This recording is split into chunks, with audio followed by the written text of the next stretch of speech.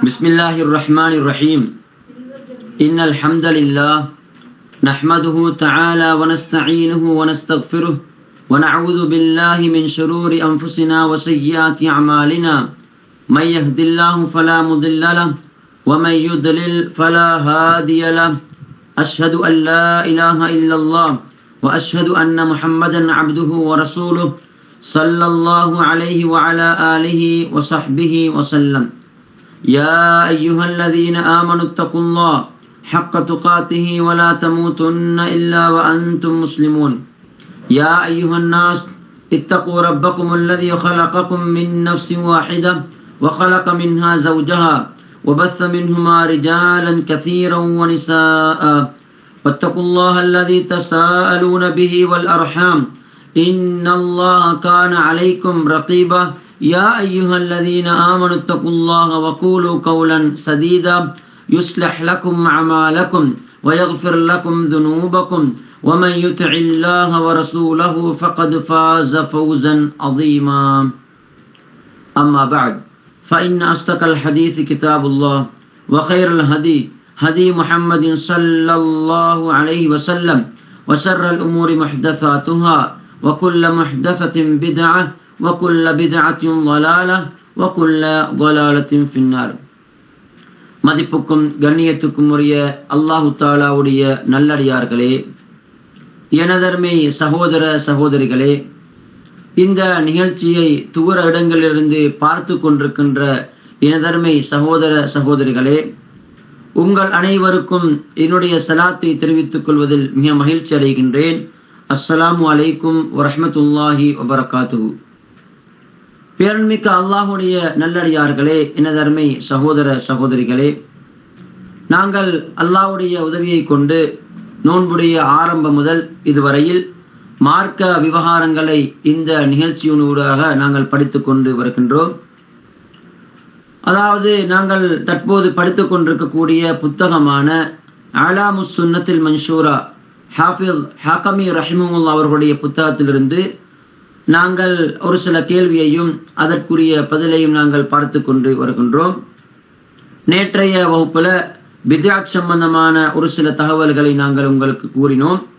இன்ஷா அல்லாஹ் இன்றைய தினமும் இந்த பித்அத்தோடு சம்பந்தப்பட்ட ஒரு சில விடயங்களை நாங்கள் கூறிவிட்டு இன்னும் சில தலைப்புகள் சம்பந்தமாக படிப்போம் என்பதையும் இந்த நேரத்தில் நான் உங்களுக்கு கூறிக்கொள்கின்றேன்.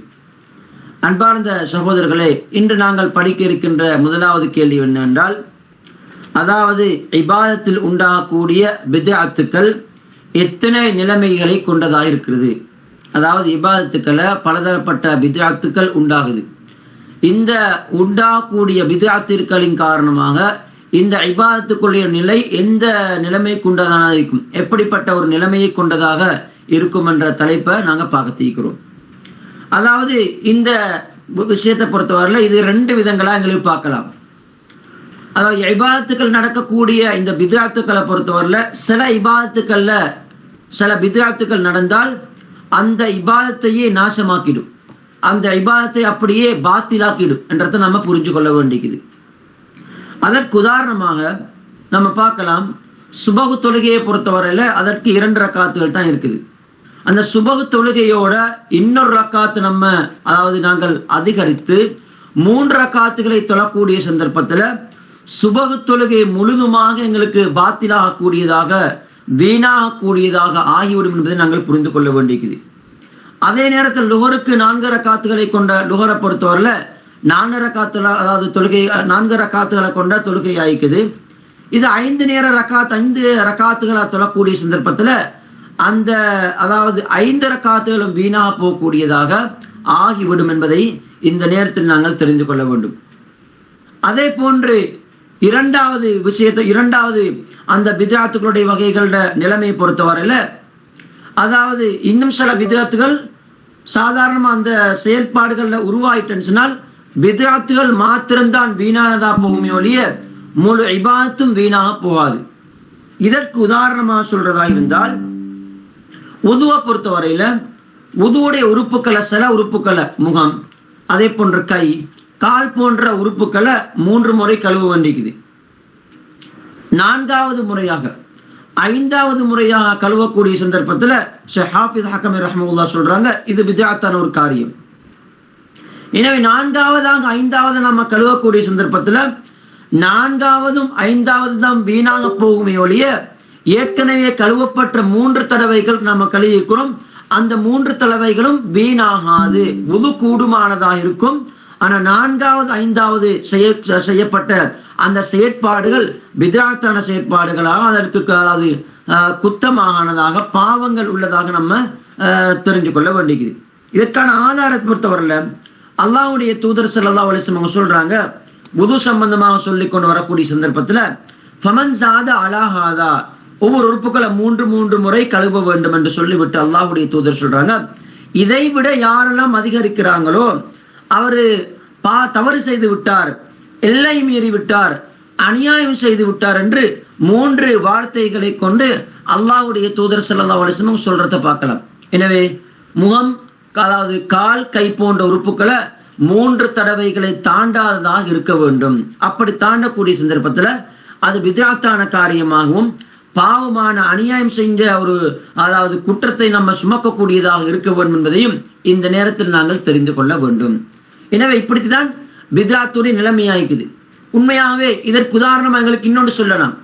சுபஹ் தொழுகையை பொறுத்தவரையில அதுல மாத்திரம் சுபஹ் தொழுகையில மாத்திரம் குனூத் ஓதுறது பித்அத்தான ஒரு காரியம். சுபஹ் தொழுகையில நம்ம பித்அத் ஓதக்கூடிய சந்தர்ப்பம், அந்த குனூத்தை ஓதக்கூடிய சந்தர்ப்பத்துல அந்த குனூத் மாத்திரம் பாத்திலாகுமே ஒழிய சுபஹ் தொழுகை முழுதுமாக பாத்திலாக மாட்டாது. இது 2வது அந்த வகைக்குரிய உதாரணமா இருக்குது. எனவே இது போன்ற உதாரணங்கள் இன்னும் பலது சொல்லலாம். எனவே சாதாரணமாக இப்படிப்பட்ட 2 நிலைமைகளை கொண்டதாகத்தான் இந்த பித்அத்தான காரியங்களை செய்யக்கூடிய இபாதத்துகள் அமையும் என்பதையும் இந்த நேரத்தில் நாங்கள் தெரிந்து கொள்ள வேண்டும். அடுத்து நாங்கள் படிக்கக்கூடிய கேள்வியை பொறுத்தவரையில நாங்கள் படித்தும் இபாதத்துக்கள் ஏற்படக்கூடிய பித்அத்துக்களுடைய சம்பந்தமாக நம்ம விளக்கங்களை பார்த்தோம். தற்போது நாங்கள் இதை பார்க்க இருக்கிறோம் என்றால் கொடுக்கல் வாங்கலில் ஏற்படக்கூடிய பித்அத்தான காரியங்கள் அது என்ன, அது சம்பந்தமான விளக்கத்தை நாம் பார்க்கிறோம்.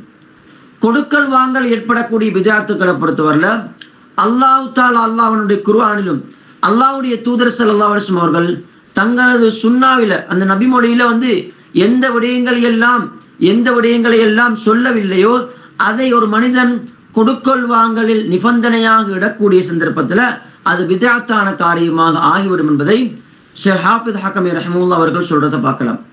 சில நிபந்தனை நம்ம என்ன செய்வோம் என்றால் சில கொடுக்கல் வாங்கலில் நாங்கள் போடுவோம். அந்த கொடுக்கல் வாங்கல் போடக்கூடிய அந்த நிபந்தனையை பொறுத்தவரையில அது அல்லாஹ் தஆலா குர்ஆனிலும் அல்லாஹ்வுடைய தூதர் ஸல்லல்லாஹு அலைஹி வஸல்லம் அவர்கள் ஹதீஸிலும் சொல்லாததாக இருக்குது. எனவே இப்படிப்பட்ட காரியங்களை பொறுத்தவரையில இது கூடாது, அது மார்க்கத்தில் தடை செய்யப்பட வேண்டும், இது பித்அத்தான காரியம் என்றதை எங்களுக்கு ஷேக் ஹாஃபிஸ் ஹக்கமி ரஹ்மத்துல்லாஹி அவர்கள் சொல்றதை பார்க்கலாம். இதற்கு உதாரணமாகத்தான் அதாவது முஸ்லிம் என்ற நசாயி என்ற கிரந்தத்துல பதிவாயிருக்கக்கூடிய ஹதீஸ் மிக ஆதாரத்தை, அதாவது முஸ்லிம் என்ற கிரந்தங்கள்ல பதிவாயிருக்கக்கூடிய ஹதீஸ் ஆதாரத்துக்குரிய ஒரு ஹதீஸ் ஆயிக்குது. அது என்னவென்றுச்சுன்னா அதாவது அல்லாஹ்வுடைய தூதருடைய காலப்பகுதியில பரீரா என்று சொல்லப்படக்கூடிய ஒரு பெண்மணி இருந்தா, அவர் அடிமையாக இருந்தார். அதாவது ஆயிஷா ரலியல்லாஹு அன்ஹா அந்த பரீரா என்ற பெண்மணியை வாங்கி உரிமையிடுகின்றார்கள்.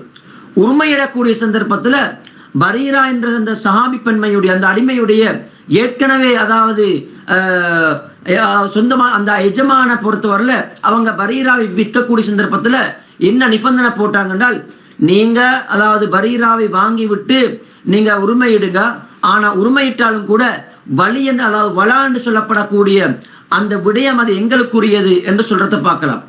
வலா என்றா சாதாரணமாக ஒரு அடிமையை உரிமையிடக்கூடிய சந்தர்ப்பத்துல அதாவது ஒரு அடிமையை நம்ம வாங்கி உரிமை விட்டால் அந்த அடிமை திருமணம் முடித்து அவர்களுக்கு அதாவது சொத்துக்கள் வரக்கூடிய சந்தர்ப்பத்துல அவர்கள் மரணித்து விட்டால் அவர்களுடைய சொத்துக்களை எடுப்பதற்கு யாரும் இல்லாத சந்தர்ப்பத்துல அதை யார் எடுப்பாங்கன்னு சொன்னால், யார் அந்த அடிமையை உரிமையிட்டார்களோ அவர்களுக்கு அந்த சொத்துக்கள் சொந்தமானதாக மாறிடும். எப்படின்னு சொன்னால் ஒருவர் அடிமை இருக்கின்றார், அவரை ஒருவர் வாங்கி உரிமையிடுகின்றார். உரிமையிடக்கூடிய சந்தர்ப்பத்துல அவரு சாதாரண சுதந்திரமான ஒரு மனிதனாக மாறிடுவார். அதற்கு பின்னால அவர் தொழில் செஞ்சு சில சொத்துக்களை சேர்த்திருப்பாரு. சொத்துக்களை சேர்த்து அப்படி இருக்கக்கூடிய சந்தர்ப்பத்துல அவருக்கு மரணம் வருது, அவர் மரணம் அடைகின்றார். அவருடைய சொத்துக்கள் எடுக்கிறதுக்கு யாரும் இல்லாத சந்தர்ப்பத்துல அந்த சொத்துக்களுக்கு உரிமையாளராக கடைசியில யார் வருவாங்க என்றால், அடிமையை யார் உரிமையிட்டார்களோ அவர்களுக்கு சொந்தமானதா இருக்கும். அதற்கு தான் இந்த வலா என்ற முறையில, அதாவது சொத்துக்களை எடுக்கிறதுக்குரிய சட்டத்திட்டங்கள் நம்ம படிக்கிறோம். உண்மையாவே இந்த இடத்துல ஆயிஷா ரலியல்லாஹு அன்ஹா அவர்களுக்கு தான் இந்த வலாவுடைய உரிமை போகுது. ஆனா பரீராவுடைய அந்த பரீரா என்ற அந்த அடிமை பெண்ணுடைய, அதாவது ஏற்கனவே இருந்த எஜமான் என்ன சொல்றாங்க என்றால், நீங்க எடுத்து உரிமை எடுங்க, ஆனா வலா என்ற அந்த உரிமை எங்களுக்குரியது என்று நிபந்தனை போடுறாங்க. இந்த விடயம் அல்லாஹ்வுடைய தூதருக்கு எத்து வைக்கப்படுது. அல்லாஹ்வுடைய தூதர் மிம்பர் லேயர் என்ன சொல்றாங்க என்றால், அதாவது சொல்றாங்க, இன்று மக்களை பொறுத்தவரையில சில நிபந்தனைகளை போடுறாங்க. அல்லாஹ் தஆலா குர்ஆனிலும் அல்லாஹ்வுடைய தூதர் ஹதீஸிலும் சொல்லி காட்டாத நிபந்தனையா இருக்குது. யாரெல்லாம் இப்படிப்பட்ட நிபந்தனை இடுறாங்களோ அது பாத்திலானது, அது 100 நிபந்தனைகளா இருந்தாலும் கூட அது கூடாது என்ற விஷயத்தை சொல்லிவிட்டு, அந்த வலாண்ட உரிமை, அதாவது யாரெல்லாம் அடிமை உரிமை இடுகின்றார்களோ அவர்களுக்குரிய என்ற சட்டத்தை அல்லாஹ்வுடைய தூதர் ஸல்லல்லாஹு அலைஹி வஸல்லம் சொல்றத பார்க்கலாம். எனவே இந்த ஹதீஸ்ல இருந்து உலமாக்கள் சொல்றாங்க, எதுவெல்லாம் கொடுக்கல் வாங்கலில் அதாவது நிபந்தனையாக அல்லாஹ்வும் அல்லாஹ்வுடைய தூதர் ஸல்லல்லாஹு அலைஹி வஸல்லம் அவர்களும் நிபந்தனையாக போடவில்லையோ அவைகளை யாராவது போட்டால் அந்த நிபந்தனைகள் பாத்திலானது, எடுக்க முடியாது, நடைமுறைக்கு சிக்கலானது என்ற விடயத்தை சொல்றத பார்க்கலாம். இதான் அதாவது முஆமலாத், அதாவது கொடுக்கல் வாங்கல் வரக்கூடிய பித்அத்தான காரியம் என்பதை நாங்கள் புரிந்து கொள்ள வேண்டும். அன்பார்ந்த சகோதரர்களே, அடுத்து நாங்க படிக்கிற மிக முக்கியமான ஒரு கேள்வி, சஹாபாக்கள் விடயத்தில் நமது கடமை என்ன, நாங்க என்ன செய்ய வேண்டியது, அவர்களை எப்படி ஈமான் கொள்ள வேண்டும் என்பது சம்பந்தமாக நாங்கள் தெரிந்து கொள்ள வேண்டும். ஏனென்றால் இந்த சஹாபாக்கள விடயத்துல இன்று ஒரு சில அழைப்பாளர்கள், அதாவது இஸ்லாமிய அழைப்பாளர்கள் என்று சொல்லப்படக்கூடியவர்கள் சஹாபாக்கள விடயத்துல எல்லை மீறி போகக்கூடிய ஒரு நிலைமை நாங்க பார்க்கிறோம்.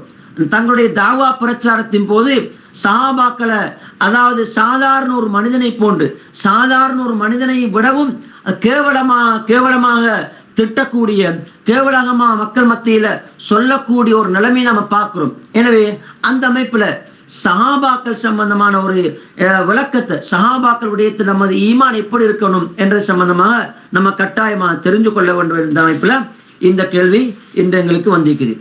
அன்பார்ந்த சகோதரர்களே, சஹாபாக்கள் விடயத்துல நமது கடமை என்னவென்றால், அவர்கள் விடயத்தில் நம்ம என்ன செய்யணும் என்றால், எங்களுடைய உள்ளம் சீரானதாக, ஈடேற்றமானதாக இருக்க வேண்டும். அதாவது அப்படி என்றால் நாங்கள் அவர்கள் விடயத்திலே மிக கவனமாக நடந்து கொள்ள வேண்டும். எங்களுடைய உள்ளத்தால் அவர்களை பற்றி தப்பான எண்ணங்கள் வரக்கூடாது.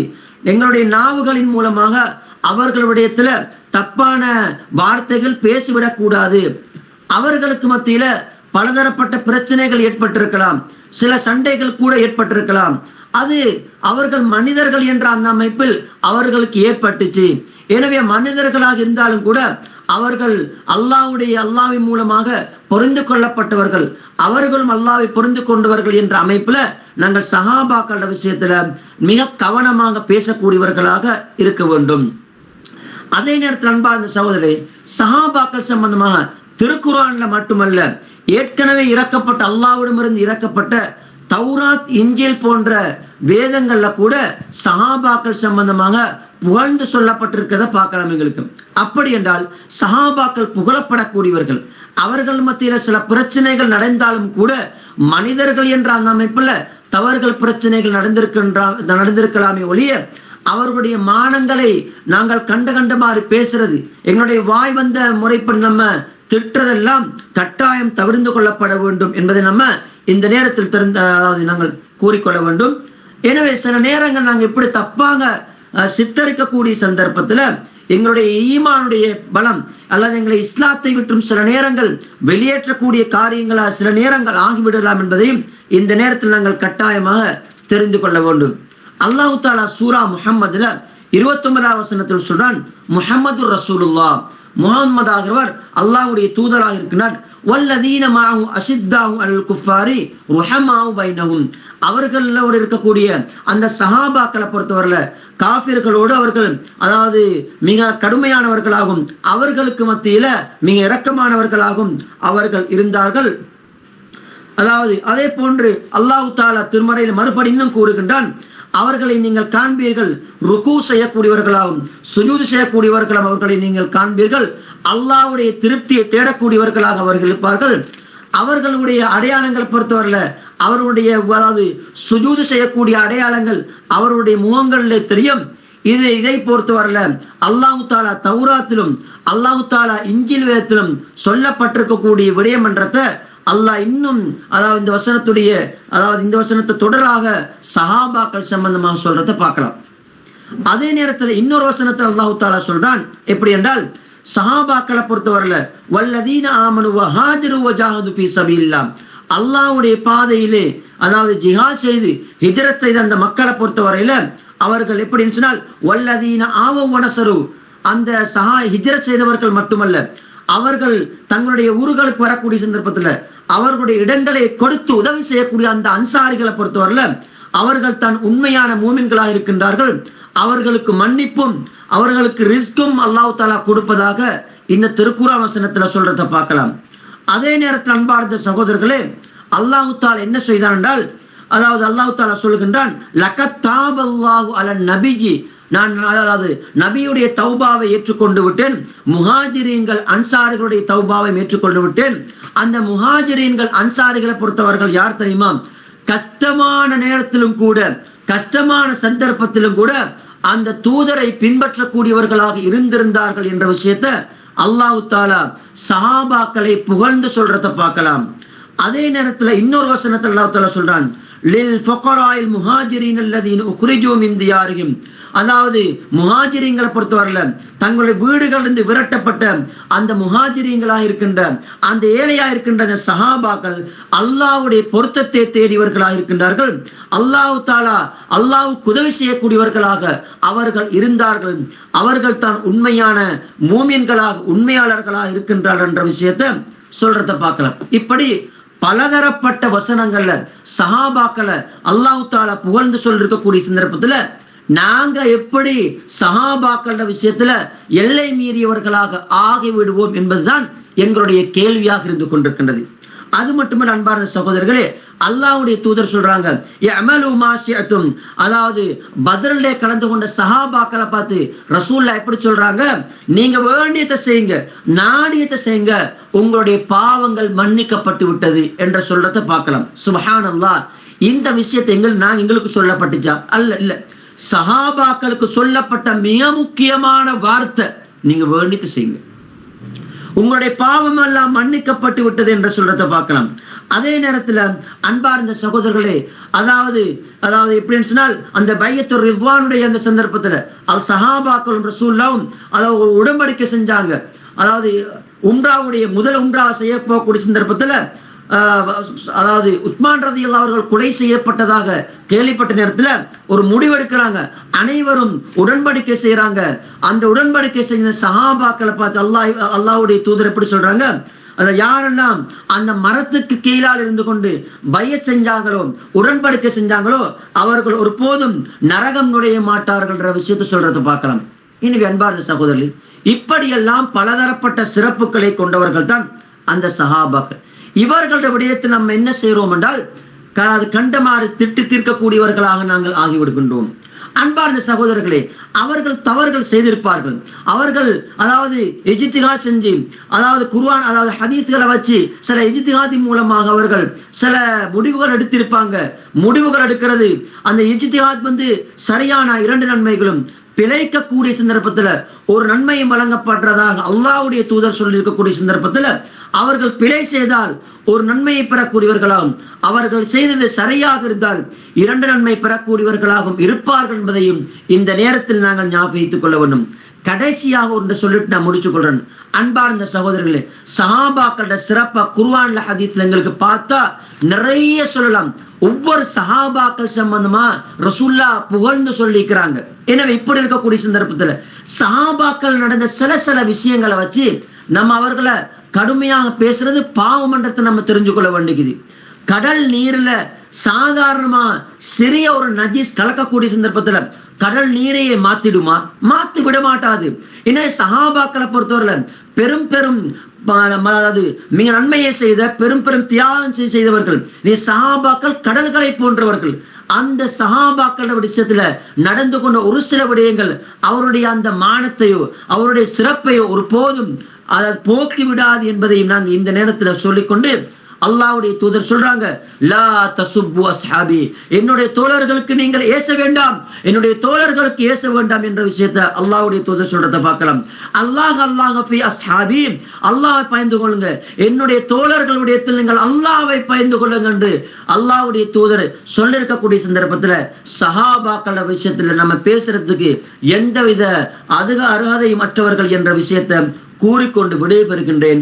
பாரக்கல்லாஹு ஃபீக்கும். சுப்ஹானக வ பிஹம்திக அஷ்ஹது அல்லா இலாஹ இல்லா அன்த அஸ்தக்ஃபிருக வ அத்தூபு இலைக்.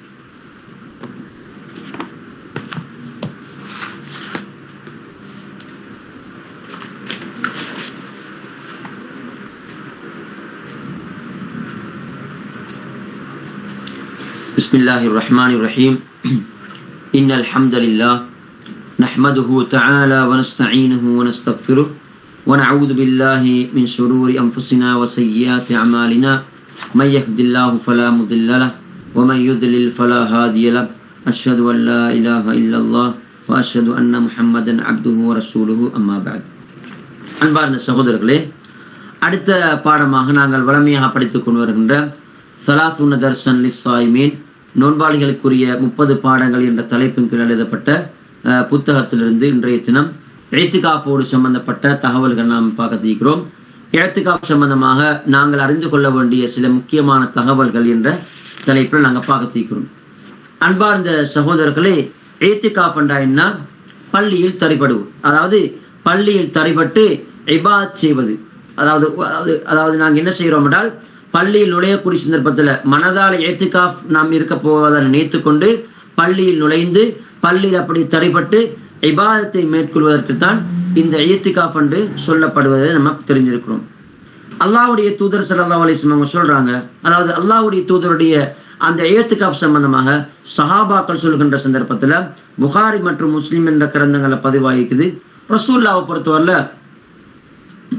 நோன்பு காலங்கள்ல, அதாவது கடைசி 10 நாட்கள்ல இஅ்திகாஃப் இருக்கக்கூடியவர்களாக அவங்க இருந்தாங்கன்றத சொல்றத பார்க்கலாம்.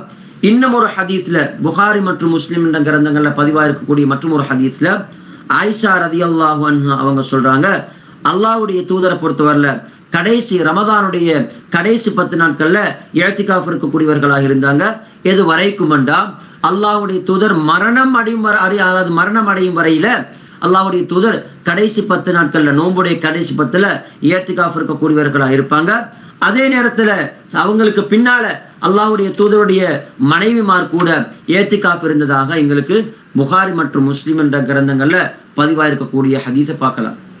ஏன்னா இந்த ஹதீஸ் சம்பந்தமாக இமாம் ஸுஹ்ரி ரஹ்மத்துல்லாஹ் அவங்க எப்படி சொல்றான்னு சொன்னா, அவங்க சொல்றாங்க, முஸ்லீம்களை பார்த்து நான் ஆச்சரியம் அடைகின்றேன். ஏனால் அவங்க இஅ்திகாஃபை விட்டுட்டாங்க, இஅ்திகாஃப் இருக்கக்கூடிய இந்த பழக்கத்தை அவங்க விட்டுட்டாங்க.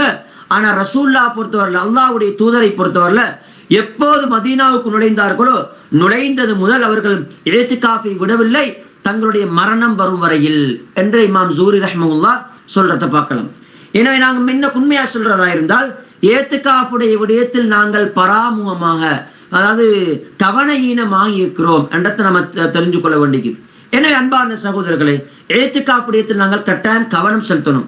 அதாவது இந்த வரக்கூடிய இந்த ரமதானுடைய பீரியட்ல பொதுவாக இஅ்திகாஃப் பொறுத்தவரையில ரமதானில் மாத்திரம்தான் இருக்கணும் என்றது எந்த நிபந்தனையும் இல்லை. ஆனா அல்லாஹ்வுடைய தூதர் ரமதானுடைய கடைசி 10ல தங்களுடைய வேட்டிகளை இறுக்கி கட்டி கொண்டு இஅ்திகாஃப் இருப்பதாக எங்களுக்கு அறிவிப்புகளை பார்க்கலாம். எனவே அந்த அமைப்புல நாங்கள் கட்டாயமாக, அதாவது இஅ்திகாஃப் பொறுத்தவரை சுன்னா, அதாவது சுன்னத்தான ஒரு காரியம், ஆனாலும் கூட இந்த காலப்பகுதியிலாவது நாங்கள் இஅ்திகாஃபுடைய நடவடிக்கைகள்ல, இந்த இபாதத்துக்கள்ல ஈடுபட வேண்டும் என்பதையும் இந்த நேரத்தில் நாங்கள் என்ன செய்யணும், தெரிஞ்சு கொள்ள வேண்டியது. இஅ்திகாஃபுடைய நேரத்தை பொறுத்தவரை, அதாவது ரமதானுடைய காலமாக இருந்தா சுபஹ் தொழுது விட்டு நாங்களுக்கு என்ன செய்யலாம், இஅ்திகாஃப் இருக்கலாம். சுபஹ் தொழுதிலிருந்து அதாவது 10வது நாள், அதாவது 29 அல்லது 30வது நாள் வரும் வரையில எங்களுக்கு தொடர்ச்சியாக இஅ்திகாஃப் இருக்க முடியும் பள்ளி வாயில்ல என்றதை புரிஞ்சு கொள்ள வேண்டியது. அப்படி இல்லாம வேறு வேறு நாட்கள்ல அல்லது இன்று அல்லது நாளை எந்த நேரமாவது எவ்வளவு நேரமாவது குறிப்பிட்ட அவர்கள் இருக்கணும், குறிப்பிட்ட மணித்தியாலங்கள் இருக்கணும்ன்றது எந்த நிபந்தனையும் கிடையாது. 5 நிமிடம் இருக்கலாம், 10 நிமிடங்கள் இருக்கலாம், ஒரு நாள் முழுதுமா இருக்கலாம், பகல் வேலையில மாத்திரம் இருக்கலாம், இரவு நேரங்கள்ல மாத்திரம் இருக்கலாம், சுபகிலிருந்து சுப உதயமாகும் வரையில, சுபகு தொழுதிலிருந்து சுப அதாவது சூரியன் உதயமாகும் வரும் வரையில இருக்கலாம். எனவே நேரங்கள் இல்லை.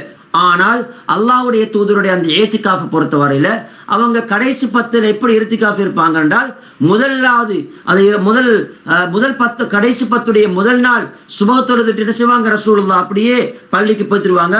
கான ரசூலுல்லாஹ் இதா அராத ஐயஅத்திகஃப ஸல்லல் ஃபஜ்ர். ரசூல் என்ன செய்வாங்க என்றால், ஏத்திகாஃப் இருப்பதற்கு நாடினால் சுபஹ் தொழுகையை தொழுது விட்டு பின்பு ஏத்திகாஃப் இருக்கக்கூடிய இடத்துக்கு நுழைந்து விடுவார் என்றத எங்களுக்கு பார்க்க முடியும். எனவே ஈத்திகாஃப் பொறுத்தவரையில இப்படிப்பட்ட ஒரு முறையில செஞ்சு கொள்றது மிக சிறப்பானது என்றத புரிஞ்சு கொள்ள வேண்டியது. உண்மையா ஈத்திகாஃப் பொறுத்தவரையில பள்ளி வாயில்கள்ல ஏற்பாடு செய்யப்பட்ட கூடாரங்கள், இந்த கூடாரங்களில் இருந்து கொண்டு ஏத்திகாஃப் இருக்க முடியுமா என்றால் முடியும். அது ரசூலுல்லாஹ்வுடைய வழிமுறைகள் உண்டு. ஒரு கூடாரம் பண்ணிச்சு செய்யலாம். பள்ளி வாயில்கள் இருக்கலாம். பள்ளி வாயில்களில் அனுமதிக்கப்பட்டால் என்றதை நம்ம புரிஞ்சு கொள்ள வேண்டும். அதாவது பள்ளி வாயில்கள் கட்டாயம் அனுமதிக்க வேண்டும்.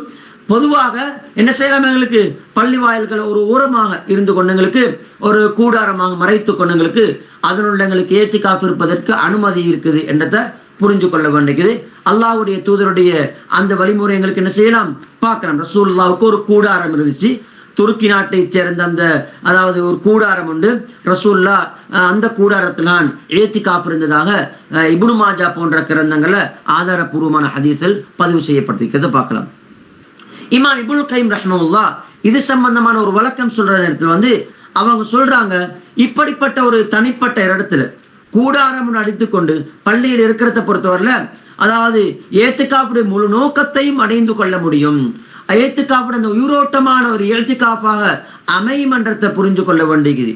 அதே நேரத்துல இன்று சிலரை பொறுத்தவரையில இமாம் இப்னு கைம் ரஹ்மத்துல்லாஹ் சொல்றாங்க, இன்று சிலர் என்ன செய்வாங்க என்றால், அதாவது 10 பேருடைய இடத்தை ஒருவர் எடுத்துக்கொள்வார். 10 பேர் இருக்க முடியுமான இடத்தை ஒருவர் எடுத்துக்கொண்டு என்ன செய்வாங்க என்றால், அதுல இடமாக பெரிய இடம் வச்சுக்கொண்டு என்ன செய்வாங்க, அவரை சந்திக்கக்கூடிய வருபவர்களுக்கெல்லாம் இடத்தை கொடுத்து, அதாவது பேச்சுக்களோடு இபாதத்துக்கள் இல்லாம பேச்சுக்களோடு அப்படி ஏதாவது எந்தவித இபாதத்துக்களும் இல்லாம ஏத்திகாஃபை கழிக்கக்கூடிய மடையர்கள் கூட இருக்கிறாங்க என்ற விஷயத்த இமாம் இப்னு கைம் ரஹ்மத்துல்லாஹ் அதாவது எச்சரிக்கை செய்யறத பார்க்கலாம். எனவே இது விஷயத்தை நாம் என்ன செய்யணும் என்றால், கூடாரம் அடிக்கலாம். கூடாரம் ஒன்று அடிச்சவங்களுக்கு என்ன செய்யலாம், தனிப்பட்ட முறையில இருக்கலாம். ஆனாலும் கூட நாங்க அது விஷயத்துல ஒரு நிதானமாக அதை எப்படி செஞ்சு கொள்ளலாம் ஒரு முடிவு செஞ்சு செய்ய வேண்டியிருக்குது. அதே நேரத்துல இந்த ஏத்திகாஃபை பொறுத்த வரையில நம்ம தெரிஞ்சுக்கணும், இதற்கு சில அதாவது எப்படி என்றால் ஏத்திகாஃபை முறிக்கக்கூடிய சில காரியங்கள் இருக்குது. சில விஷயங்கள் செஞ்சால் ஏத்திகாஃப் நடக்கும், முறிஞ்சிடும் என்றதை புரிஞ்சு கொள்ள வேண்டியது. அதுல ஒன்று என்னன்னு சொன்னா மனைவியோடு இல்லறத்தில் ஈடுபடுவது. மனைவியோடு இல்லறத்தில் ஈடுபடுவது ஏத்திகாஃபை முறித்து விடும் என்றதை புரிஞ்சு கொள்ள வேண்டியது. அல்லாஹ் தஆலா திருமறையில சொல்றான், சூரா பக்கராவுல 187 வசனத்தை சொல்றான், வலா துபாஷிருஹுன வ அன்தும் ஆகிஃபூன ஃபில் மசாஜித். பள்ளி வாயில்கள்ல நீங்க ஏத்திகாஃப் இருக்கக்கூடிய சந்தர்ப்பத்துல உங்களுடைய மனைவிமாரோடு நீங்க என்ன செய்ய வேண்டாம், நீங்கள் இல்லறத்தில் ஈடுபட வேண்டாம்.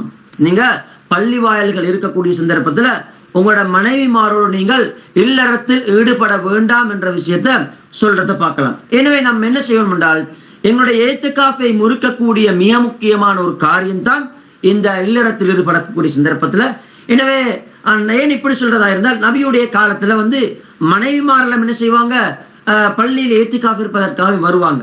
அந்த சந்தர்ப்பத்தில் ஏதாவது இப்படிப்பட்ட விடயங்கள் நடைபெற்றால் அந்த ஏத்திகாஃப் முறிஞ்சிடும். மறுபடியும் முதலாவதிலிருந்து அவர் என்ன செய்யணும், தன்னுடைய ஏத்திகாஃபை ஆரம்பிக்க வேண்டும் என்றதை புரிஞ்சு கொள்ள வேண்டியது. அதே நேரத்துல அதாவது அப்துல்லா இப்னு அப்பாஸ் ரலியல்லாஹு அன்ஹு சொல்றாங்க, யாராவது ஒருவர் என்ன செய்யணும், யாராவது ஒருவர் ஏத்திகாஃப் இருக்கக்கூடிய சந்தர்ப்பத்துல தனது மனைவியோட இல்லறத்தில் ஈடுபட்டால் அவருடைய ஏத்திகாஃப் முறிந்து வரும். அவர் மறுபடியும் அதாவது ஏத்திகாஃபுடைய நியத்தை வைத்து மறுபடியும் ஏத்திகாஃப் இருக்க வேண்டும் என்ற விஷயத்த சொல்றத பார்க்க முடியும். ஏத்திகாஃபை முறிக்கக்கூடிய காரியங்கள்ல இரண்டாவது என்னவென்று சொன்னால், பள்ளியிலிருந்து வெளியாகிறது. நம் பள்ளியிலிருந்து சிறது வெளியே போறது. பள்ளியிலிருந்து வெளியே போகக்கூடிய இந்த நிலைமையை பொறுத்தவரையில இது இஅ்திகாஃபை முறிக்கும். ஆனால் அதுக்கான ஆதாரத்தை பொறுத்தவரையில பொதுவாக இந்த பள்ளியிலிருந்து முழு உடம்பையும் எடுத்து, அதாவது முழுதுமாக நாங்களாக வெளியே போனால் அது இஅ்திகாஃபை முறிக்கும். அது சம்பந்தமான விளக்கத்தை நான் சொல்றேன். சாதாரணமா சில உடம்புல சில பகுதிகள் பள்ளியிலிருந்து வெளியே போனால் இஅ்திகாஃப், அதாவது இஅ்திகாஃப் இருக்கக்கூடிய சந்தர்ப்பத்துல எங்களுடைய உடம்பின் சில பகுதியில் வெளியேறக்கூடிய சந்தர்ப்பத்தில், பள்ளியிலிருந்து வெளியே போகக்கூடிய சந்தர்ப்பத்துல இஅ்திகாஃப் முறிய மாட்டாது என்றத நம்ம தெரிஞ்சு கொள்ள வேண்டியது. அது பிரச்சனை இல்லை, பரவாயில்ல. அதற்கான ஆதாரம் என்னவென்றால் ஆயிஷா ரலியல்லாஹு அன்ஹா சொல்றாங்க, புகாரி மற்றும் முஸ்லிம் என்ற கிரந்தங்களை பதிவா இருக்கக்கூடிய ஹதீஸ், அல்லாஹ்வுடைய தூதர் என்ன செய்வாங்கன்னா இஅ்திகாஃப் இருக்கக்கூடிய அந்த நிலைமையில பள்ளியிலிருந்து என்ன செய்வாங்க, தன்னுடைய தலையை அப்படியே வீட்டில் பக்கம் நீட்டுவாங்க. அல்லாஹ்வுடைய தூதருடைய பள்ளி, அல்லாஹ்வுடைய பள்ளியும் அல்லாஹ்வுடைய தூதருடைய வீடு இப்படி இருந்துச்சு, ஒரு சுவர், அங்கல பள்ளி வாயில், இங்கல வீடா இருந்துச்சு. ரசூலுல்லாஹ் என்ன செய்வாங்கன்னா ஜன்னலின் மூலமாக அப்படியே தலையை வெளியே போடுவாங்க. ஆயிஷா ரலியல்லாஹு அன்ஹா, அதாவது ஹைத்கார, அதாவது மாதவிடாய் பெண்ணா இருக்கக்கூடிய அந்த நிலைமையில தன்னுடைய ரசூலுல்லாஹ்வுடைய தலையை கழுவி விடுவாங்க. அதாவது தலையை என்ன செய்வாங்க, கழுவி விடுவதாக புகாரி மற்றும் முஸ்லிம் என்ற கிரந்தங்கள்ல எங்களுக்கு ஹதீஸ்களை பார்க்கலாம். எனவே இதுல இந்த ஹதீஸ்ல எங்களுக்கு என்ன ஆதாரம் என்றால், உடம்புட சில பகுதிகளை வெளியே போட்டுன்னு சொன்னால் இஅ்திகாஃப் முறிய மாட்டாது என்பது எங்களுக்கு புரிஞ்சு கொள்ள வேண்டியது. இன்னும் சில ரிவாயத்துக்களை ஆயிஷா ரலியல்லாஹு அன்ஹா சொல்றாங்க, ரசூலுல்லாஹ் பொறுத்தவரையில ரசூலுல்லாஹ் தன்னுடைய தலையை வெளியே போடுவாங்க. ஆயிஷா ரலியல்லாஹு அன்ஹா என்ன செய்வாங்க, ரசூலுல்லாஹ்வுடைய தலை அப்படியே பாந்து விடுவாங்க. ரசூலுல்லாஹ் பள்ளி குளிப்பாங்க. ஆயிஷா ரலியல்லாஹு அன்ஹா தன்னுடைய வீட்டில் இருப்பாங்க. ரசூலுல்லாஹ்வுடைய முடி அப்படியே வாழ்ந்து விடுவாங்கன்றத எங்களுக்கு ஹதீஸ்ல பார்க்க முடியும். எனவே இதை பொறுத்தவரையில பிரச்சனை ஓகே, இந்த ஒரு பிரச்சனையும் ஏற்படாது. அதே நேரத்தில் எங்களுடைய முழு உடம்பையும், அதாவது நாங்க முழுதுமாக நாங்க அப்படியே வெளியே போனோம்னு சொன்னா இது இஅ்திகாஃபை முறிக்கக்கூடிய ஒரு செயலாக ஆகிவிடும். ஆனாலும் கூட இதை பொறுத்தவரை இது 3 பங்கா பிரியுது. 3 நிலைமைகள் எங்களுக்கு பார்க்கலாம். முதல் நிலைமைகளை பொறுத்தவரையில நம்ம பள்ளியிலிருந்து வெளிப்படக்கூடிய நிலைமைகள்ல முதல் நிலைமையை பொறுத்தவரையில கட்டாயம் வெளியாகியே ஆக வேண்டிய சில நிர்பந்தமான நிலைமைகள் இருக்குது. இயற்கை ரீதியான சில விஷயங்களின் மூலமா கட்டாயம் நம்ம பள்ளியை விட்டு வெளியேற வேண்டியது.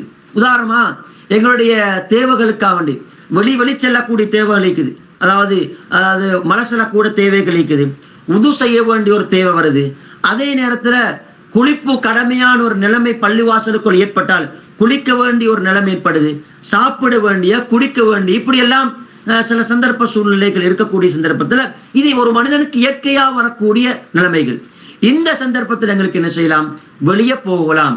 எப்ப என்று சொன்னால் இவைகளை பள்ளி வாயில்கள் இருந்து கொண்டே நிவர்த்தி செய்ய முடியாமல் போனால், பள்ளி வாயில்கள் இருந்து கொண்டு இந்த விடயங்களை நிவர்த்தி செய்ய முடியாமல் இருக்கக்கூடிய சந்தர்ப்பத்துல தான் வெளியே போகலாம். அப்படி இல்லாவிட்டால் பள்ளி வாயில்கள்ல இதனுடைய எல்லா ஏற்பாடுகளும் செய்யப்பட்டிருந்தால் பள்ளியை விட்டு நாங்கள் என்ன செய்யப்படாது, வெளியேறக்கூடாது என்பதை நாங்கள் கட்டாயமாக புரிந்து கொள்ள வேண்டும். இன்னும் சில சந்தர்ப்பத்துல மார்க்க ரீதியாக வெளிப்படக்கூடிய சில சந்தர்ப்ப சூழ்நிலைகள் வரலாம். உதாரணமா சொல்றதா இருந்தால், நாங்கள் இஅ்திகாஃப் இருக்கக்கூடிய பள்ளி சாதாரணமா ஜமாத் மாத்திரம் நடக்கக்கூடிய பள்ளி வாயில்.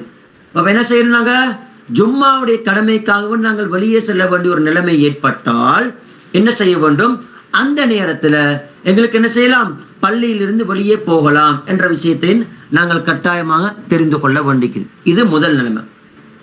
இரண்டாவது நிலைமையை பொறுத்தவரையில, அதாவது சில இபாதத்துக்களை மையமாக கொண்டு இபாதத்துக்களை வேண்டி நம்ம வெளியே போறது. ஆனா அந்த இபாதத்துக்கள் செய்யறது கட்டாயம் இல்லாத இபாதத்தாய்க்கு. கட்டாயம் இல்லாத சில இபாதத்துக்களுக்காக வேண்டி நம்ம என்ன செய்யறது, வெளியே போறது. உதாரணமா சொல்றதா இருந்தால், நோயாளிய நோய் விசாரிக்கிறது ஒரு இபாதத்து, அதுக்கு நன்மை இருக்குது. எனவே இந்த விஷயத்தை பொறுத்தவரையில இது ஒரு மனிதனுக்கு கட்டாயம் இல்லை. அதே நேரத்துல ஜனாசாவுண்ட பின்தொடர்ந்து போறது, ஜனாசாவுண்ட பார்க்க போறது, இதை பொறுத்தவரையில ஒரு மனிதனுக்கு கட்டாயம் இல்லை. ஆனா ஒரு இபாதத்து இது, ஆனா கட்டாயம் இல்லை. இது போன்ற விஷயங்களை பொறுத்தவரையில அவர் என்ன செய்ய வேண்டும் என்றால், இஅ்திகாஃப் இருக்கிறதுக்கு அவர் நாடக்கூடிய சந்தர்ப்பத்தில், ஆரம்பிக்கக்கூடிய சந்தர்ப்பத்திலே அவர் தனக்குள்ள நியத்து வச்சுக்கொள்ளணும். இப்படிப்பட்ட ஒரு சூழ்நிலை வந்தால் நான் வெளியே போவேன் என்ற அந்த விடயத்தை அவர் என்ன செய்ய வேண்டும் என்றால் நியத்தாக வைத்துக் கொண்டால் அவருக்கு என்ன செய்யலும் இது போன்ற விடயங்களுக்காக வேண்டி வெளிப்பட முடியும் என்றதை நம்ம புரிஞ்சு கொள்ள வேண்டியது. மூன்றாவது விடயத்தை பொறுத்தவரையில அதாவது ஏத்திகாஃபை முறிக்கக்கூடிய காரியங்கள் நம்ம வெளியே பேத்துட்டா எப்படியுமே ஏத்திகாஃப் முறிஞ்சிடும். அதுல முதலாவது என்ன வந்து ஏத்திகாஃபுடைய நியத்தை வைத்து பள்ளிக்குள்ள போய் என்ன செய்யறது வியாபாரத்துக்காக வேண்டி வெளிப்பட்டு செல்றது. உதாரணமாக காலையிலிருந்து பால் வரும் வரையில அல்லது மகரிபுடைய நேரம் வரும் வரையில நான் ஏத்திகாஃப் இருக்கின்றேன் என்ற நியத்தோடு ஒருவர் பள்ளி வாயிலுக்குள்ள போறாரு. பள்ளி வாயிலுக்குள்ள போய் 1 மணித்தியாலங்கள் அல்லது 2 மணித்தியாலத்துக்கு பின்னால பள்ளியிலிருந்து வெளியே போறாரு, நான் வியாபாரத்துக்கு போக வேண்டியிருக்குது என்ற நியத்துல. அவர் நியத்து வச்சு வந்தது காலையிலிருந்து மகரிப் வரும் வரைக்கும் 2 மணித்தியாலத்துக்குள்ள அவர் என்ன செய்றாரு வெளியே போறதா இருந்தால் அவருடைய இத்திகாஃப் அப்படியே முறிஞ்சிடும். அதே நேரத்துல சில பொருட்களை வாங்குறதுக்காக வேண்டி, அதே நேரத்துல தன்னுடைய மனைவியோட இல்லறத்தில் ஈடுபட்டதுக்காக வேண்டி, இது போன்ற விஷயங்களை பொறுத்தவரையில இத்திகாஃபுடைய ஆரம்பத்தில் நிபந்தனை வைக்கலாம், நியத்து நிபந்தனையா வைக்கலாம், நிபந்தனை வைக்காமல் இருக்கலாம். இவைகளை செய்தால் எப்படியுமே இத்திகாஃப் முறிஞ்சு விடும் என்பதையும் இந்த நேரத்தில் நாம் கட்டாயமா தெரிந்து கொள்ள வேண்டும். அதே நேரத்தில் அன்பார்ந்த சகோதரர்களே, இத்திகாஃப் சம்பந்தமான மிக முக்கியமான மஸ்அலாக்கள்ல ஒரு விடயம்தான் 3 பள்ளி வாயில்களில் மாத்திரம்தானா இத்திகாஃப் இருக்க வேண்டும் என்றால் இது சம்பந்தமா ஒரு ஹதீஸ் இடம்பெறுது. அதாவது எங்க சொன்னால் பைஹக்கி போன்ற கிரந்தங்களை பதிவா இருக்கக்கூடிய ஹதீஸ். அதாவது ஹுதைஃபா ரலியல்லாஹு அன்ஹு என்ன செய்யறாங்க என்றால் ஒரு இடத்துக்கு போறாங்க. அந்த ஒரு பள்ளி இடத்துக்கு போகக்கூடிய சந்தர்ப்பத்துல ஒரு பள்ளி வாயில்ல அதாவது ஒரு கூட ஒரு சிலர் இத்திகாஃப் இருந்து கொண்டிருக்கிறாங்க. இந்த மனிதரை இவர்களை பார்த்து அல்லாஹ்வுடைய அந்த ஹுதைஃபா ரலியல்லாஹு அன்ஹு அவங்க அப்துல்லா இப்னு மஸ்ஊத் ரலியல்லாஹு அன்ஹு அவர்களை பார்த்து சொல்றாங்க, லா இஅ்திகாஃப இல்லா ஃபீ அல் மசாஜித் ஸலாஸா, 3 பள்ளி வாயில்களை தவிர வேற எந்த பள்ளி வாயில்களும் ஏத்திகாஃப் இருக்க கூடாது என்று அல்லாஹ்வுடைய தூதர் சொல்லி இருக்கிறாங்களே, இவர்கள் இந்த பள்ளி வாயில ஏத்திகாஃப் இருக்கிறாங்க, இது கூடுமான்றத அப்துல்லா இப்னு அப்பாஸ் ரலியல்லாஹு அன்ஹு அவரிடத்துல சொல்லக்கூடிய சந்தர்ப்பத்துல அப்துல்லா இப்னு அப்பாஸ் ரலியல்லாஹு என்ன சொல்றாங்க, லஅல்லக நஸீத வ ஹஃபிது, நீங்க மறந்திருப்பீங்க, வேற பள்ளிகள் இருக்கிற விஷயத்த நீங்க மறந்து அவர்கள் இத பாதுகாப்போட மரணம் செஞ்சிப்பாங்க, அல்லது உங்களுக்கு தவறு நடந்திருக்கும், அவங்க சரியா செய்யறாங்களா ஆயிக்கும் என்ற விஷயத்த சொல்றத பார்க்கலாம். இதுதான் இந்த ஹதீஸ்ல வரக்கூடிய விஷயமாகுது. ஏன்னா இந்த ஹதீஸை பொறுத்தவரையில 3 பள்ளி வாயில்களை தவிர வேறு எந்த பள்ளி வாயில்களும் இஅ்திகாஃப் இருக்க முடியாது என்று சொல்றத எங்களுக்கு எடுக்கிறத பொறுத்தவரையில பார்க்கலாம். அன்பார்ந்த சகோதரர்களே, இந்த விடயம் சம்பந்தமா இஅ்திகாஃப் எங்கெங்க இருக்கலாம், எந்த பள்ளி வாயில்கள் இருக்க முடியும் என்ற விடயம் சம்பந்தமா நம்ம பார்க்கக்கூடிய சந்தர்ப்பத்துல 3 கருத்துக்கள் இதுல என்ன செய்யுது வருது. முதல் கருத்தை பொறுத்தவரையில அதாவது எந்த பள்ளி வாயில்கள் என்று எதுவெல்லாம் வக்ஃப் செய்யப்பட்டிருக்கிறதோ அது ஜமாத் நடக்கக்கூடிய பள்ளியா இருக்கலாம், அல்லது ஜமாத்துன் ஜும்மா நடக்கக்கூடிய பள்ளியா இருக்கலாம், அல்லது 3 பள்ளி வாயில்களா இருக்கலாம். 3 பள்ளி வாயில்கள்டா அது மறுபடியும் சொல்றேன், 3 பள்ளி வாயில்கள் என்று இந்த ஹதீஸ்ல சொல்லப்பட்டிருக்கிறது. மஸ்ஜிதுல் நபவி, அதே போன்று கஅபத்துல்லாஹ் இருக்கக்கூடிய மஸ்ஜிதுல் ஹராம், அதே போல அல் மஸ்ஜிதுல் அக்ஸா, இது 3 இந்த பள்ளிகள் தான் இங்க சொல்லப்பட்டிருக்கக்கூடிய விஷயமாகுது. அன்பார்ந்த சகோதரர்களே, அதுக்கு முதல கருத்தை பொறுத்தவரையில எந்த பள்ளி வாயில்களும் என்ன செய்யலாம், இஅ்திகாஃப் இருக்கலாம். அது பொதுவாக ஜமாத் நடக்கக்கூடிய பள்ளியா இருக்கலாம், ஜமாத் நடக்காத பள்ளியா இருக்கலாம், அல்லது ஜமாத்தும் ஜும்மா நடக்கக்கூடிய பள்ளியா இருக்கலாம். எந்த பள்ளி வாயில்களா இருந்தாலும் கூட பள்ளி என்ற பெயர் இருந்தால் அங்கு இஅ்திகாஃப் இருக்கலாம். அதற்கான ஆதாரத்தை பொறுத்தவரையில அல்லாஹ் தஆலா சூரா பக்கராவின் 187வது வசனத்தை சொல்றான், வஅன்தும் ஆகிஃபூன ஃபில் மசாஜித், நீங்கள் பள்ளிகளிலே இஅ்திகாஃப் இருக்கக்கூடிய சந்தர்ப்பத்துல. அல்லாஹ் தஆலா இந்த இடத்துல பள்ளி வாயில்கள் தான் சொல்லிக்கிறான் பொதுப்படையாக. எனவே பொதுப்படையாக எந்த பள்ளி வாயில்களும் இஅ்திகாஃப் இருக்க முடியும் என்ற விஷயத்தை நாங்கள் தெரிஞ்சு கொள்ள வேண்டியது. இரண்டாவது பொறுத்தவரையில அதாவது ஜமாத் நடக்கக்கூடிய பள்ளியா கட்டாயம் இருக்க வேண்டும் என்றது புரிஞ்சு கொள்ள வேண்டியது. இதை பொறுத்தவரையில ஆயிஷா ரலியல்லாஹு அன்ஹா அவங்க சொல்றாங்க, அதாவது இஅ்திகாஃப் பொறுத்தவரையில ஜமாத் நடக்கக்கூடிய பள்ளி வாயில்கள் தான் எங்களுக்கு இருக்க முடியும். அப்துல்லா இப்னு அப்பாஸ் ரலியல்லாஹு அவர்களும் சொல்றாங்க, எந்த பள்ளி வாயில் தொழுகை நடாத்தப்படுதோ அந்த பள்ளி வாயில்கள்ல தான் இஅ்திகாஃப் இருக்கலாம் என்று சொல்றதை பார்க்கலாம். மூன்றாவது கருத்தை பொறுத்தவரையில அதாவது நான் ஏற்கனவே கூறிய 3 பள்ளி வாயில்களில் மாத்திரமே இஅ்திகாஃப் இருக்க முடியும், வேற எந்த பள்ளி வாயில்களும் இஅ்திகாஃப் இருக்க முடியாது என்ற கருத்தாகிறது. இத சரியான ராஜிகான கருத்தை பொறுத்தவரையில, நான் அறிஞ்ச கருத்தை பொறுத்தவரையில எந்த பள்ளி வாயில்ல ஜமாத்துடைய தொழுகை நடக்குதோ அந்த பள்ளி வாயில்களில் இஅ்திகாஃப் இருக்க முடியும் என்ற கருத்து மிக அதாவது ராஜிகான கருத்தாக இருக்குது, எங்களுக்கு புரிஞ்சு கொள்ள முடியும். அதற்கான ஆதாரத்தை நாங்கள் பார்த்தோம். ஆனால் ஜமாத் நடக்காத பள்ளி, சும்மா பள்ளி வாயில் என்று வக்ஃபு செய்யப்பட்டிருக்குது, அதுல ஜமாத் நடக்குது இல்ல, ஏன்னா அந்த பள்ளிகள்ல இஅ்திகாஃப் இருக்க முடியாது. ஏனென்று சொன்னால் 5 நேர தொழுகைக்காக வேண்டியும் அவர் என்ன செய்யணும், அந்த இஅ்திகாஃப் இருக்கக்கூடிய பள்ளியிலிருந்து வெளிப்பட வேண்டும். இது இஅ்திகாஃபுக்கு நல்லமில்ல. ஒரு நாளைக்கு 5 முறை அவர் வெளியே போகணும் பள்ளியில் இருந்து, இது நல்ல விஷயம் அல்ல என்ற காரணத்தினால ஜமாத் நடக்கக்கூடிய பள்ளி வாயில்ல இருந்தால் நல்லம். அப்படின்னா ஜமாத் நடக்கக்கூடிய பள்ளியிலிருந்து ஜும்மா நடக்கக்கூடிய பள்ளிக்கு போக வேண்டியதுன்னு சொன்னால் இந்த விஷயத்தை பொறுத்தவரை கிழமையில ஒரு நாள் தான் என்ன செய்ய வேண்டியது, போக வேண்டியது ஜும்மாவுக்கு, எப்போதும் போறதில்லை. எனவே கிழமையில ஒரு முறை போறது அது இஅ்திகாஃபுக்கு எந்தவித பாதிப்பையும் ஏற்படுத்தாது என்ற விஷயத்தை ஷேக் சாலிஹ் உஸைமீன் போன்ற உலமாக்கள் தெளிவாக இது சம்பந்தமா சொல்றத பார்க்கலாம். பாரக்கல்லாஹு ஃபீக்கும். அப்படின்னா 3 பள்ளி வாயில்கள் மாத்திரம் இஅ்திகாஃப் இருக்க வேண்டும் என்று சொல்லப்பட்டிருக்குது, ஹதீஸ் திட்ட தெளிவா வந்திருக்குது என்று சொன்னால் இதை பொறுத்தவரை அன்பார்ந்த சகோதரர்களே, இந்த இடத்துல அதாவது உலமாக்கள் தெளிவாக சொல்றாங்க. அதுல ஷேக் சாலிஹ் உஸைமீன், அதே போன்று ஷேக் அப்துல் முஹ்சின் அல் அப்பாத் போன்ற உலமாக்கள் தெளிவாக சொல்றாங்க. இந்த இடத்துல இஅ்திகாஃப் எந்தவித இஅ்திகாஃபும் இருக்காது. அதாவது லா என்ற வார்த்தை ஒரு சொல்ல ஒரு இஸ்முக்கு முன்னால் ஒரு பேர் சொல்லுக்கு முன்னால் வந்தா எந்தவித பள்ளியிலும் இருக்க முடியாது என்ற, அதாவது எந்தவித இஅ்திகாஃபும் இல்ல என்றதான் அர்த்தம் வருது. ஓகே, ஆனாலும் கூட இந்த இடத்துக்கிட்ட பொறுத்தவரையில இந்த இடத்துக்கிட்ட உலமாக்கள் சொல்றாங்க லா இஅ்திகாஃப் இல்லா ஃபீ அல் மஸாஜித் ஸலாஸான்னு சொன்னால் இஅ்திகாஃபுடைய மிக சிறப்பாக இஅ்திகாஃப் இருக்க வேண்டிய பள்ளி வாயில்கள்ல மிக சிறப்பான பள்ளி வாயில் என்ன தெரியுமா, இந்த 3 பள்ளி வாயில்களும் என்ற கருத்து தான் இந்த ஹதீஸ்ல சொல்லப்பட்டிருக்கிறதை ஒழிய ஏனைய பள்ளி வாயில்களில் இருக்க முடியாது என்ற அர்த்தம் அல்ல என்று சொல்றத பார்க்கலாம். அதற்கான ஆதாரங்களை இன்னும் சொல்றத பார்க்கலாம். ஆயிஷா ரலியல்லாஹு அன்ஹா அவங்களுடைய அந்த கூற்று, அப்துல்லாஹ் இப்னு அப்பாஸ் ரலியல்லாஹு அன்ஹு அவர்களுடைய கூற்று, அதையும் தாண்டி அதாவது உலமாக்கள் கூறுறாங்க இந்த வார்த்தை லா இஅ்திகாஃப் எந்தவித இஅ்திகாஃப் ஏற்றுக்கொள்ளப்பட மாட்டாது என்ற லாவை வைத்து ஒரு வாக்கியம் வாரதாக இருந்தால் இன்னும் சில ஹதீஸ் எங்களுக்கு பார்க்க முடியும். லா ஸலாத பிஹத்ரத்தி தஆம், சாப்பாடு முன்னால் இருக்கக்கூடிய சந்தர்ப்பத்துல எந்தவித தொழுகையும் கிடையாது, தொழ முடியாது. அப்போ ஒரு மனிதன் சாப்பாடு கிட்ட தயாரா இருக்கக்கூடிய சந்தர்ப்பத்துல தொழுகை தொழுதால் அந்த தொழுகை ஏற்றுக்கொள்ளப்பட மாட்டாதா என்றால் இல்ல, அப்படி இல்லை, ஏற்றுக்கொள்ளப்படும். ஆனால் அப்படி தொழக்கூடாது என்றுதான் எனக்கு அர்த்தம். அதே நேரத்துல அல்லாஹ்வுடைய தூதர் இன்னொரு ஹதீஸ்ல சொல்றாங்க, லா ஈமான, எந்தவித ஈமானும் கிடையாது, லிமன் லா அமானத் லஹு, யாருக்கு அமானிதம் பேணக்கூடிய தன்மை இல்லையோ அவருக்கு ஈமான் கிடையாது. அப்படின்னால் அமானிதம் இல்லாதவர் காஃபிர் ஆயிடுவார் அர்த்தமா?